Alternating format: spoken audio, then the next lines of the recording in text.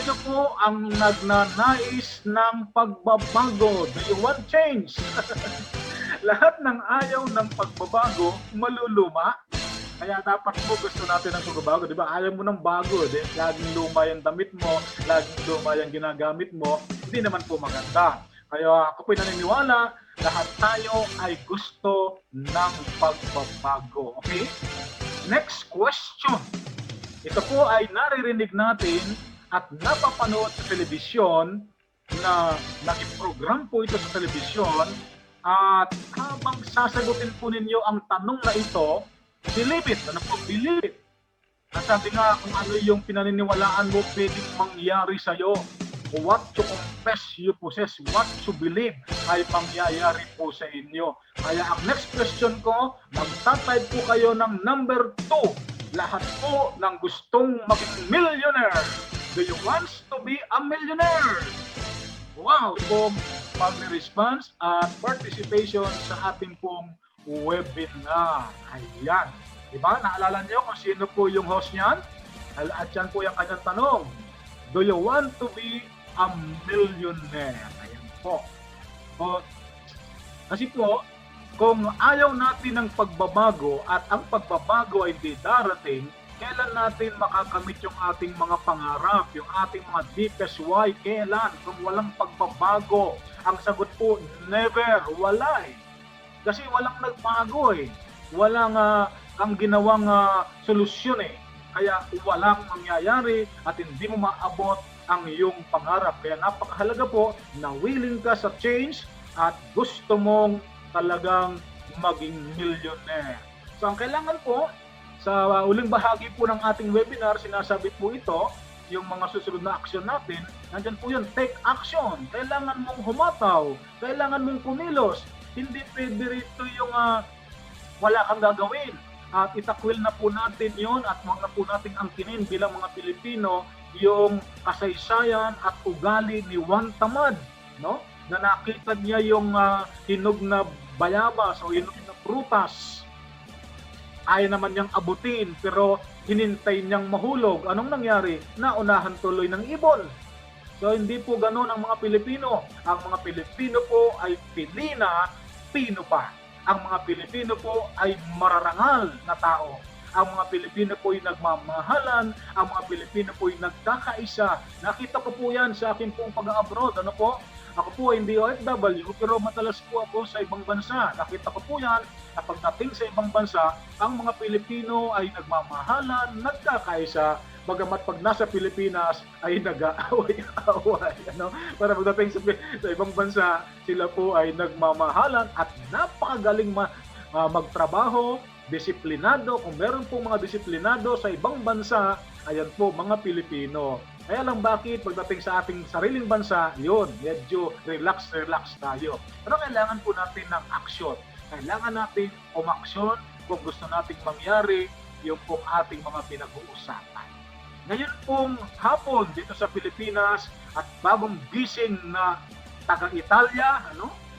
Dinig na dinig at halatang-halata sa boses ni Ma'am Laika, kagigising lang nila, napuyat sa Sunday Pinasaya.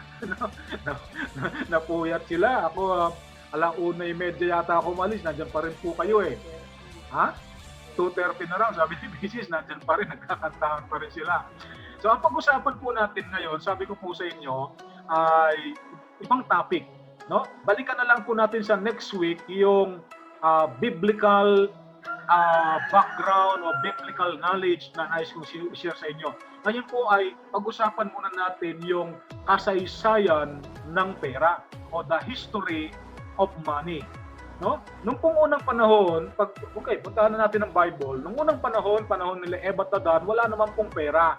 Walang pera, ano po? Napakasagana nila. Hanggang sila po'y magkasala at sila po'y pinalaya sa halamanan o doon sa garden, wala pa rin pong pera.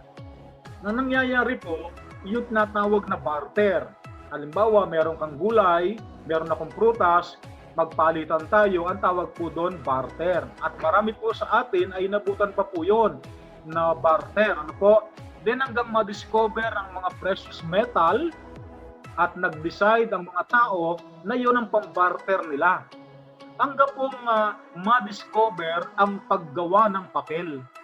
Nang ma-discover na po ang paggawa ng papel, nagkaroon po ng idea na bakit hindi natin ilagay ang picture ng ating leader sa papel at yon ang gagawin nating pang-barter, pero kailangan mayroong backup na gold.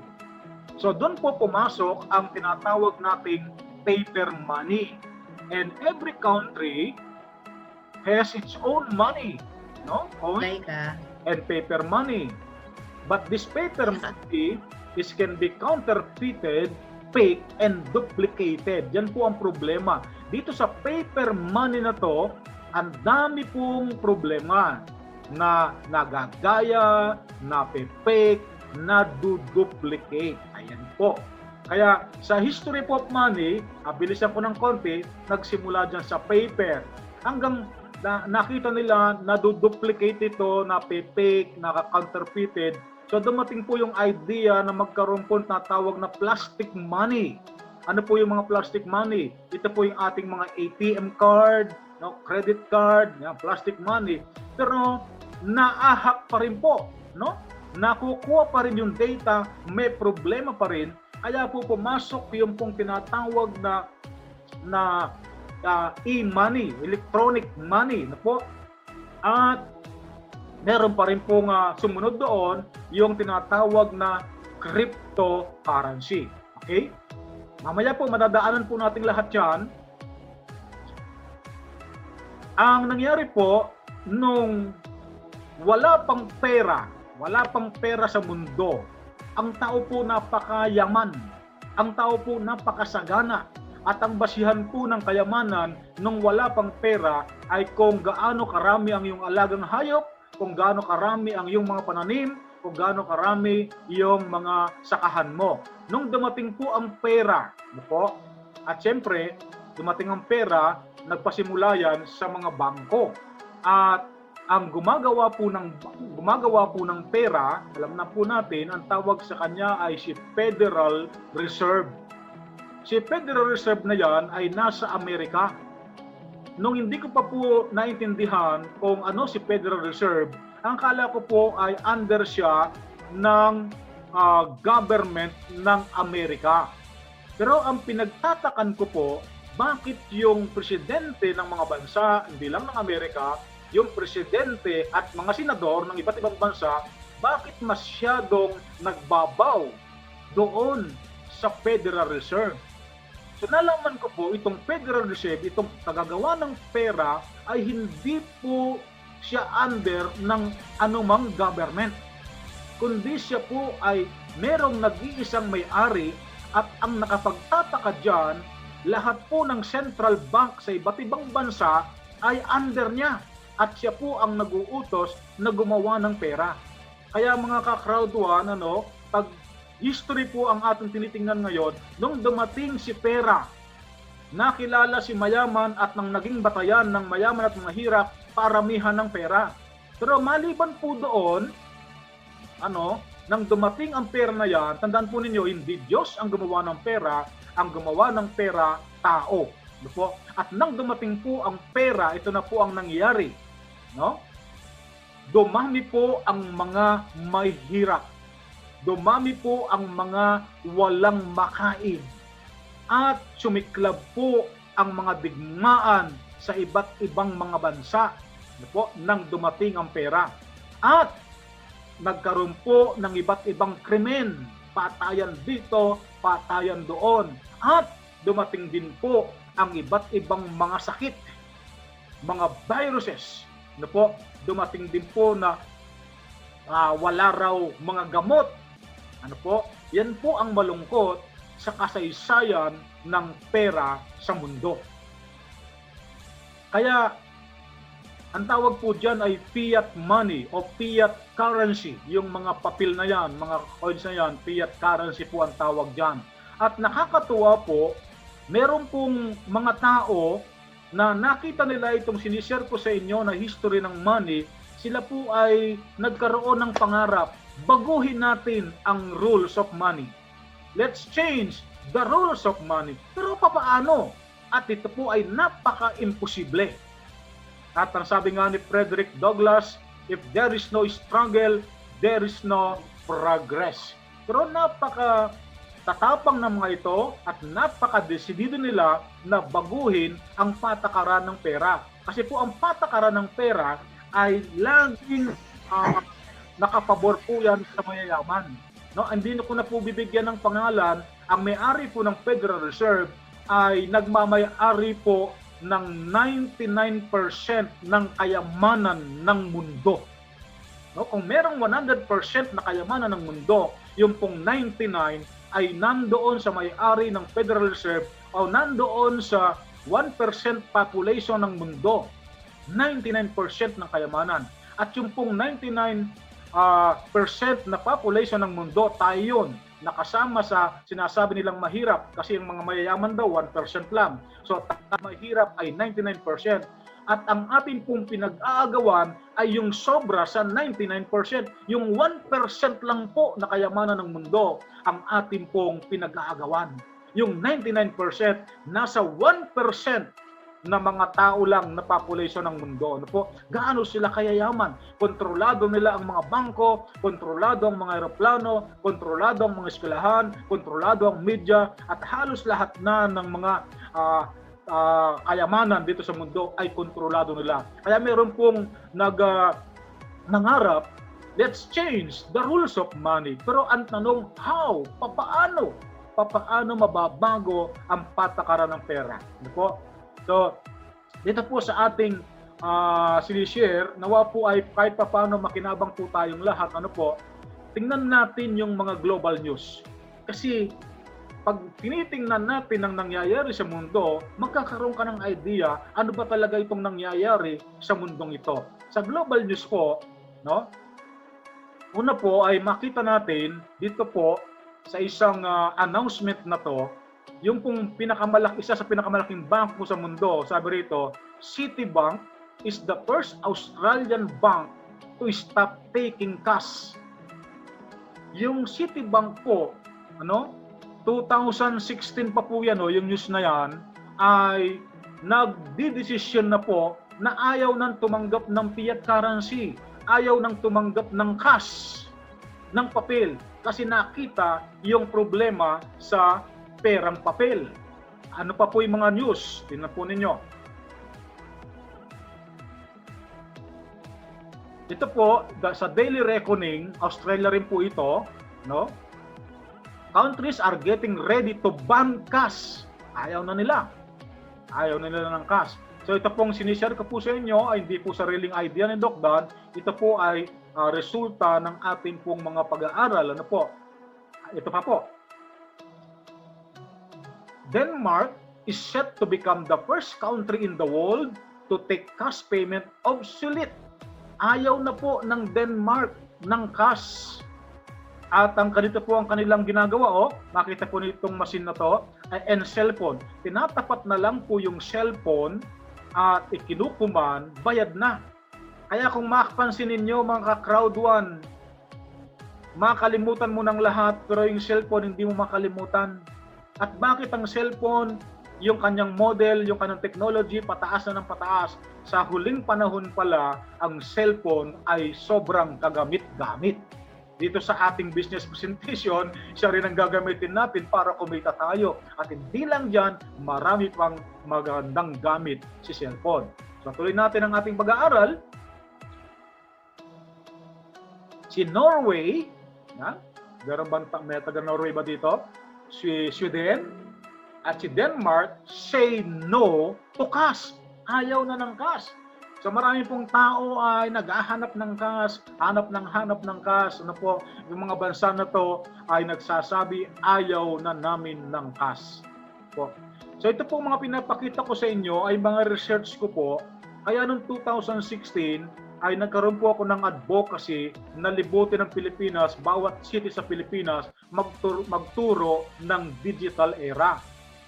Na para yung ating mga Pilipino ay hindi mapag-iwanan. Kasi pag napag-iwanan tayo, kawawa naman tayo, di ba? So dito po, August 28 to August 15 naman po lumabas, Financial Times calls for abolishing cash. No?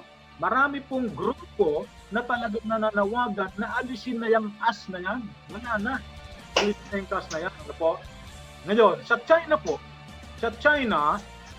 no, nasa ang tao po, marami doon, di ba? 2 billion ang tao doon eh. Nasa 400 million katao na po sa China ang hindi gumagamit ng cash.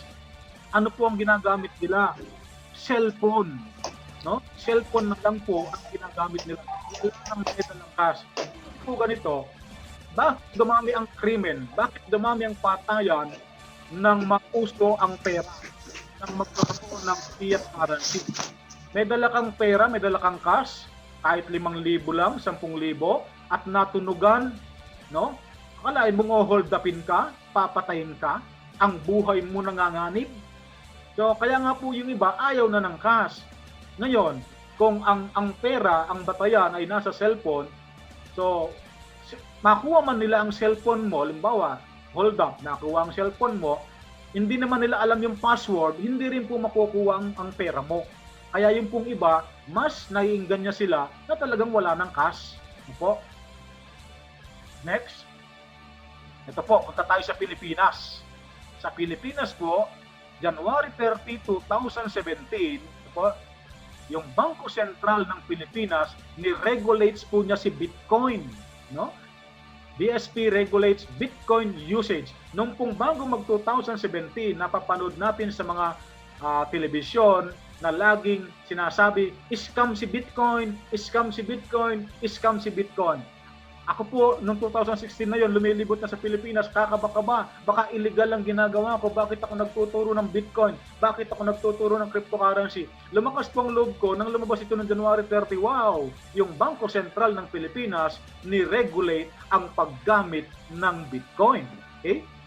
So, welcome to digital era, mga ka-Ground 1, ano? So, however, as the current society has been digitized, the new concept of currency is keenly necessary. And a currency that can be used in internet, in other words, in cyberspace, has appeared. Biglang dumating, ano? And we call it as cryptocurrency. Kuminsan, nagkakaroon ako ng pagre-review sa aking mga seminar. Alam ng marami, ano, ang mga currency ng iba't ibang bansa. O, mag-review tayo rito. Handa po kayo sa chat box, ha? Tatanungin ko po kayo, pakitype po ang sagot. Ano ang currency ng Japan? Tingnan natin kung sino ang unang mabilis sumagot. Ano ang currency ng Japan? Yen. Pakitype po, pakitype. Ayan. Si Patrick, ang kauna-unahan. Si Richie Carriazo, ayan. Ano ang currency ng Amerika? Pakitype po. Dollar. Yan, dollar.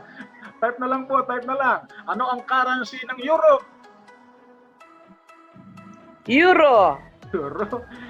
Ayaw mag-type ni Ma'am Liberty. Mag-type na lang po kayo, Ma'am Liberty. Okay. Ano ang currency ng China? Type po, type.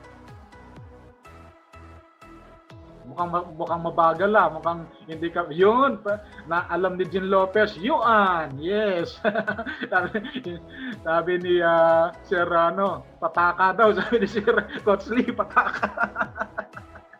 Okay, talaga ito si Shirley, Pataka. Sabi niya. Okay.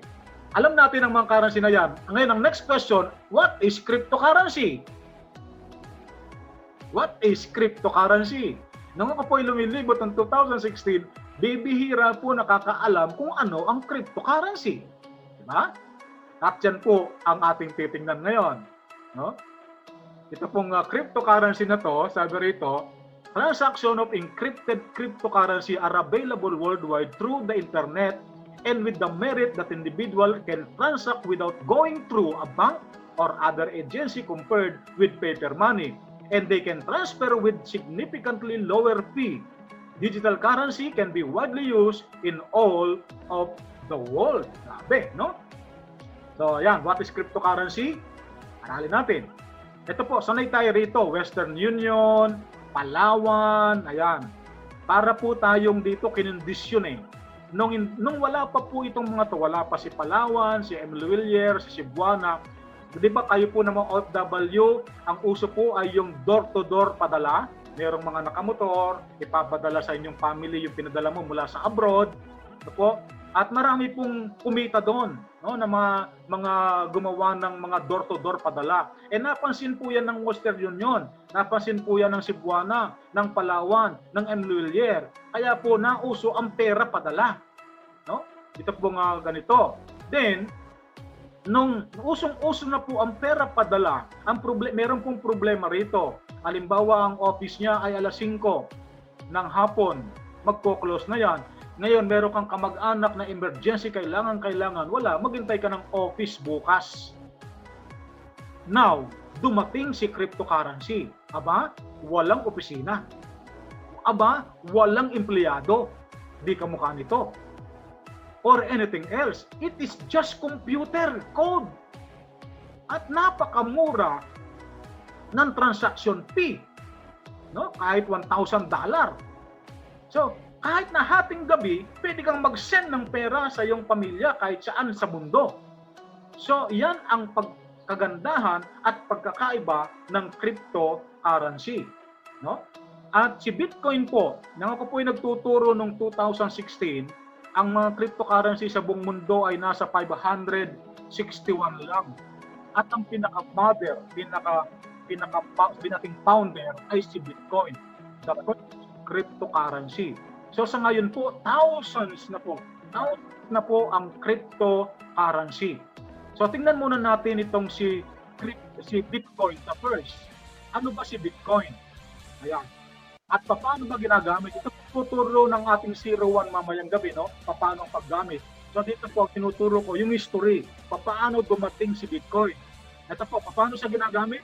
Ikaw si person A, meron kang dollars or euro, no? Pupunta ka na tawag na money transmitter. Money transmitter, ano yun? Yung CoinPH natin ngayon, Abra, Coinbase, Wirex, ano po? Then, isesend mo yan, no? Then, yung dollar mo, magiging Bitcoin. O, ito ka na ngayon, meron ka ng Bitcoin. Gusto mo ngayong pambili, nakita mo si person B, meron siyang products and goods. So, kakausapin mo siya, pwede ba akong bumili sa'yo ng products mo or goods? Ang pambabayad ko, Bitcoin. Pumayag si person B, ayun, nakarating sa'yo ang product mo, ang binayad mo ay Bitcoin, wala kang ginamit na paper money. Okay? Ngayon, napunta kay person B ang yung Bitcoin. Paano naman si person B pag gusto niyang maging dollar o euro yung kanyang Bitcoin? Ganon din, pupunta siya sa money exchanger niya o natawag nating CoinPH, Abra, o ano pa man na payment processor, or pwede niyang ipadiretso sa bangko niya, ayun, dollar na. No, dollar na. So ganun po. At ganito po ang paggamit. Anytime, basta meron kang computer at yung kamag-anak mo merong cellphone o computer din, wow, ang bilis ng pasahan. Hindi na tayo lalabas ng bahay, hindi tayo pupunta doon sa office ng Cebuana, Western Union, o Palawan, ano pa man, no? Basta may cellphone ka at may gadget at of course, merong internet connection, yung kamag-anak mo, madali po ang pasahan. So, yan si Bitcoin. Okay, tingnan pa natin ang history ni Bitcoin. Dumating po si Bitcoin, 2009. No? 2009, si Bitcoin po, tingnan po niyo sa history ito, ilang taon niya hanggang 2011, wala pong value. Wala siyang halaga. Hindi siya pansin. Siya po ay token lang. Siya po ay pampremyo lang sa mga computer games, sa mga mobile games. Ano po, pampremyo lang siya. Noong pong 2010, meron pong sumubok. Bumili po siya ng pitsa gamit po ang Bitcoin. 2 pitsa pay lang po. Ang binayad niya ay 10,000 Bitcoin. Kasi walang halaga ang Bitcoin noon. Kaya nga, kung ngayon natin gagamitin yun, napakalaki na po, no? At mula po noon, tapos po si Bill Gates, bumili ng maraming Bitcoin. At mula po noon, gumalaw si Bitcoin, nagkaroon po siya ng halaga, ayan, 2014, biglang taas, hanggang ngayon po. No? Dati hindi po siya pansin ng mga tao. So tingnan natin ang kanyang history. After 7 years, si Japan, sabi ng Japan, officially recognizes Bitcoin and digital currencies as money. Biglang kinilala ng Japan si Bitcoin. No? Pagin dito sa atin sa Pilipinas, nagkaroon na ng mga Bitcoin ATM machine na kamukha dyan sa Italy na ginagamit nila Brother Eddie ngayon. At marami na rito tayo makikita, gasolahan, restaurant, iba't ibang mga establishment. Meron kayong makikitang karatulang ganito, Bitcoin accepted here. So dati ang sigaw ng mga telebisyon, Bitcoin is scam. Pero ngayon, kagamit-gamit na si Bitcoin. Now, balikan natin uli ang ating Bangko Sentral. The Philippines officially legitimized Bitcoin as payment method. No? Bangko Sentral ng Pilipinas, BSP, is officially regulating, ni-regulate na po ng Bangko Sentral ng Pilipinas ang mga exchanges. Dumami na po ang mga payment processor ng Bitcoin, mga companies na gumagamit ng Bitcoin at nilegitimate po sila ng Bangko Sentral. Marami na po, ngayong taon lang po nito, more or less 20 po ang inaprubahan na mga payment processor ng ating Bangko Sentral ng Pilipinas. Ganun na po. So, nung ako po yung lumilibot kay 2016, sabi ko na sa inyo, buong taon, actually hanggang 2018, kinumit ko yun na magturo what is cryptocurrency. So, nung January 30, na dineklara ng Central Bank na kinikilala na si Bitcoin, kakaba-kaba pa rin ako. Hanggang isang araw nakita ko po ang announcement na to. Isang kilalang tao, si Francisco J. Culaico, magtuturo ng Bitcoin. Sabi na rito, Educational Series on Special Opportunities, February 8, 2017. No? Doon sa Makati. Wow, sabi ko, at least meron na ring magtuturo ng cryptocurrency na kilalang tao. Ngayon po, ako po medyo nalungkot lang nang makita ko po ang tuition fee, ang registration fee para maka-attend ka ng seminar ay 10,250 pesos. So ang question ko na naman dyan mga ka-crowd one, sino ang dadalo? 10,250 ang registration fee? So ang dadalo, yun namang mayayaman. At sino naman ang unang makakaalam ng opportunity ng cryptocurrency? Mayayaman na naman. At sino na naman ang yayaman? Mayayaman na naman. So ako'y awang-awa sa mga ordinaryong tao kasi hindi nila kakayaning mag-register, pang-re-register mo ang 10,250 sa isang araw na seminar. So, sasabihin sa iyo ng ordinaryong tao, pambili ko na lang ng pagkain namin yan, pambili ko lang ng bigas namin yan. Kaya nandun po lalong sumidhi, 2017 na to, ang aking pagtuturo ng libre, paglilibot sa Pilipinas, what is cryptocurrency? No? At ako po tuwang-tuwa ngayon, marami nang nakakaalam kung ano po ang cryptocurrency. Ano po? So, this is it. Bitcoin is now accepted as businesses, in a businesses. Convenience store, ano? Dati po ang unang tumanggap 7-Eleven, dito po kami nagpapasok ng pera to ONPH, so 7-Eleven. Ngayon hindi na lang po 7-Eleven, mga convenience store, mga universities, pan-tuition fee, na po, tinatanggap po nila si Bitcoin. Groceries, Lazada, no? O-order ka sa Lazada, Bitcoin pambayad mo, Amazon, Coins.ph, banks, pati mga bangko po. Ang mga bangko po na tumatanggap ng cryptocurrency, lalo po silang gumaganda ngayon. Yan, nandyan yung Security Bank, nandyan si Union Bank. Pero yung mga bangko po na ayaw ng cryptocurrency, napag-iiwanan sila.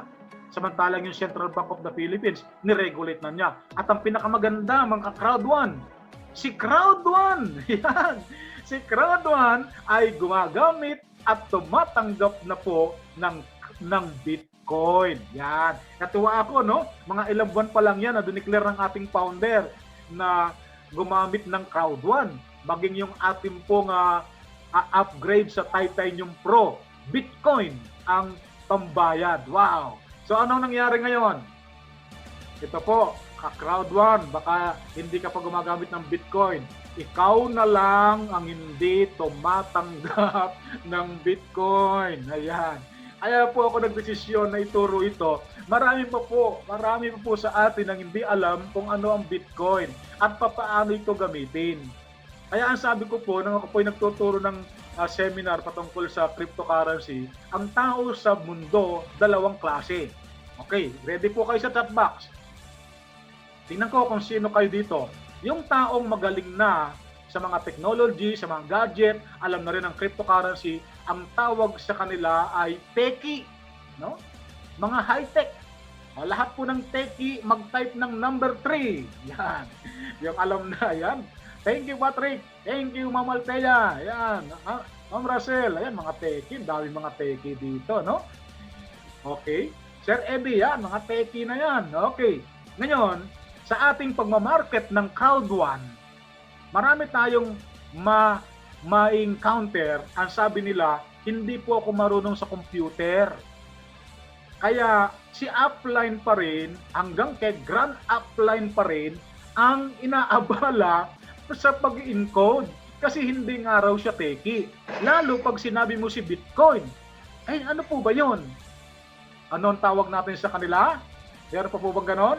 Hindi alam mag-encode, hindi alam ang Bitcoin. Ang tawag po sa kanila, mga teka. Yung marunong teki, ito pong mga hindi marunong teka. Anong ibig ko sabihin sa teka? Ay, teka muna, Doc Dan. Teka muna, Brother Eddie. Kaya ang tawag sa kanila, hindi teki. Ang tawag sa kanila, teka. Lahat po ng teka, mag-type ng number 4. May teka ba rito? Teka muna, hindi ko alam yan. Teka muna, hindi ako marunong sa Bitcoin. Teka muna, hindi ako marunong mag-encode. Okay, si Ma'am Ann, salamat po sa inyo pong katapatan. Ano? Pag po kayo mag-alala, madali po yung matutuhan. Lagi lang po kayo sa webinar, lagi lang po kayo dito. Ayan, ang sabi ni Ma'am Althea, ano yung danan? Ano ka ba, Ma'am Althea? Teki o teka? Yung teki, marunong na sa mga gadget. Yung teka muna, hindi ako marunong, kaya teka. Yan po ang dalawang uri ng tao ngayon, teki at teka. Ayan. Okay, so ito po ang history ng Bitcoin. Paano siya tindi po, no? From lower price to high price. Ito pong 2009, nasa Singapore po ako niyan. Nasa Singapore po ako niyan kasi po ako isang missionary. Papunta po ako ng India para mag-share ng salita ng Diyos sa India. So nasa Singapore po ako ng 2009. Nabasa ko po yung libro ni Bitcoin, yung pamphlet ni Bitcoin. Binitawan ko po yon. Hindi po ako bumili ng Bitcoin. 3 cents lang nung panahon na yon, murang-mura, 3 cents. Eh nung dumating po ang 2016 na nagtuturo na ako, naalala ko, no? 2009 to 2016, 7 years. Saka ako naalala. At kinumusta ko yung mga nakasabay ko sa Singapore. Ang tanong nila, hindi ka ba bumili nung 2009? Eh, karamihan po pala sa kanila, nakabili ng 100 Bitcoin. Nakabili ng 10 Bitcoin. Ako po, 3 sentimos lang, hindi ako bumili. Kaya, inalagay ko po sa akin sarili na magturo para hindi tayo mapag-iwanan. Ayokong maranasan ng iba yung naranasan ko na hindi ko siya pinansin. Bakit po? 2013 lang, yung 3 cents naging $150.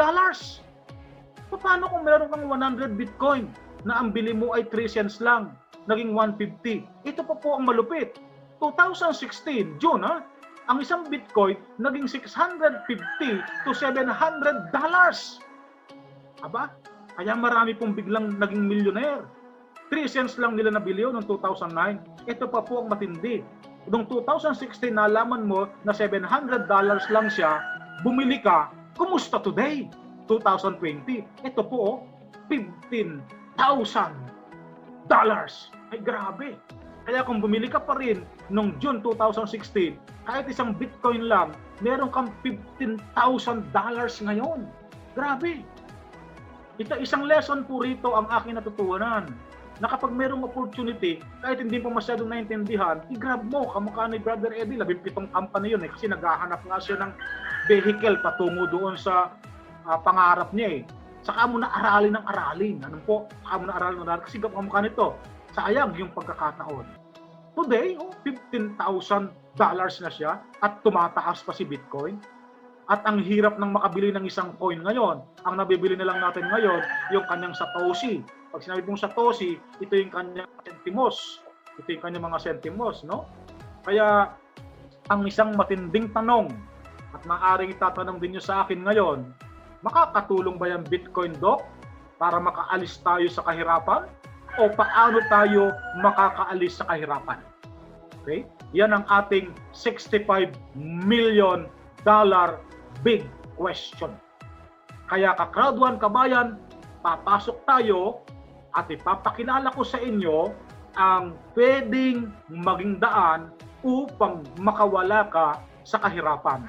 Ang tawag sa kanya si Crowd One. Maraming salamat kabayan sa iyong panonood. Nawa ay nakatulong sa iyo ang video ito. Salamat sa pag-subscribe, thumbs up, at pag-share nito sa iyo. Buhay ka!